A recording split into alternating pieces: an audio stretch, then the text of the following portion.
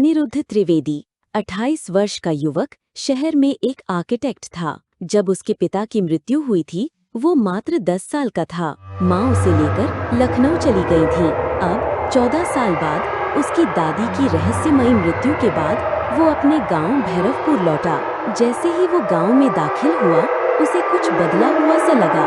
पहले जहां बच्चों की हंसी गूंजती थी वहां अब खामोशी थी। लोग उसकी ओर ऐसे देख रहे थे जैसे किसी पापी को देख रहे हो। दादी की लाश जिस जगह मिली थी वहां अब भी नीम के पत्ते बिखरे थे। उसी के नीचे एक सूखा पुराना कुआं था जिसके चारों ओर जली हुई अगरबत्तियां और सिंदूर के निशान थे। ये सब क्या है? उसने अपने चाचा हरिनारायण से पूछा। चाचा ने आंखें चुराते हुए कहा, कभी मत झांकना उस कुएं में। नीम के नीचे कुछ है जो सो रहा है और जिसे भी तुमने खोया है वो शायद लौटकर नहीं आया। दादी के कमरे में एक लोहे की संदूकची थी। उसके अंदर एक पुरानी पीली पन्नों वाली डायरी थी। कुछ अंश 1997। पहली बार मैंने कुएं से किसी को गाते सुना।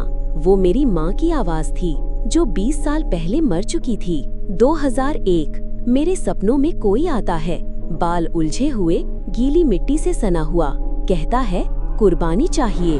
2007। अब मैं जान चुकी हूँ ये सिर्फ कुआं नहीं, ये एक द्वार है। अनिरुद्ध को एक अजीब सी गंध आने लगी, जैसे किसी सड़े हुए मांस की। जब उसने संदूकची को वापस बंद किया तो दीवार पर एक हाथ का निशान उभर आया, गीली मिट्टी से बना हुआ, पर धीरे धीरे गायब हो गया।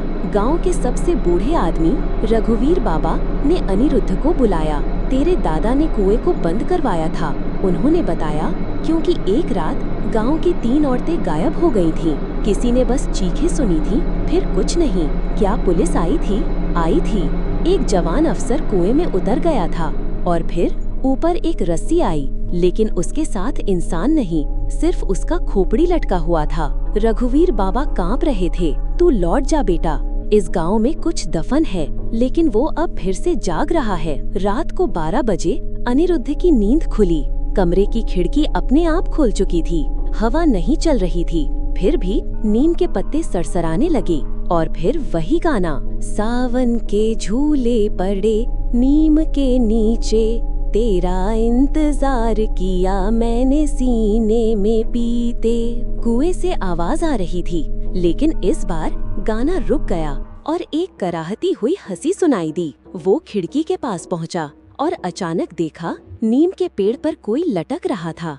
फिर लाश ने गर्दन घुमाकर उसकी ओर देखा। अगले दिन अनिरुद्ध ने नीम के पास खुदाई शुरू की, गांव के 2 बच्चों की मदद से जो डर के बावजूद वहां खेलने आए थे। कुछ ही गहराई में उन्हें पुराने जमाने की हड्डियां, टूटी चूड़ियां और तांत्रिक मंत्रों की तख्तियां मिलीं। एक पत्थर पर लिखा था, इस कुएं को न खोलना, इसमें जो बंद है वो तुम्हारे रक्त का भूखा है। उस रात अनिरुद्ध को सपना आया। एक औरत लाल साड़ी में पूरी तरह गीली उसे कुएं की ओर बुला रही थी। उसकी आंखें गड्ढों जैसी थीं। उसके पीछे गांव के सारे मृत लोग खड़े थे। कुएं से अब हर रात आवाजें आने लगीं।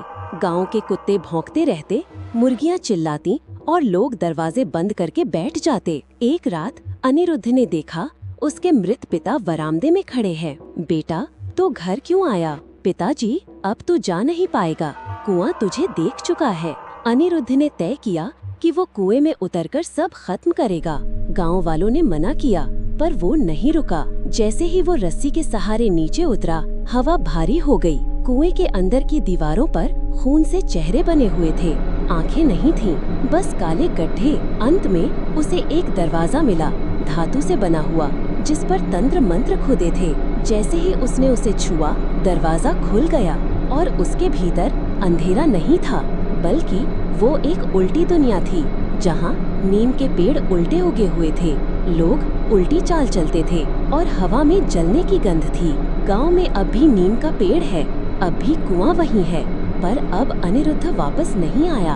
अब हर पूर्णिमा की रात एक आदमी उस कुएं के पास खड़ा मिलता है, शांत, चुप और आंखें एकदम काली। गांव वाले कहते हैं अनिरुद्ध मर नहीं गया, वो अब पहरेदार बन गया है।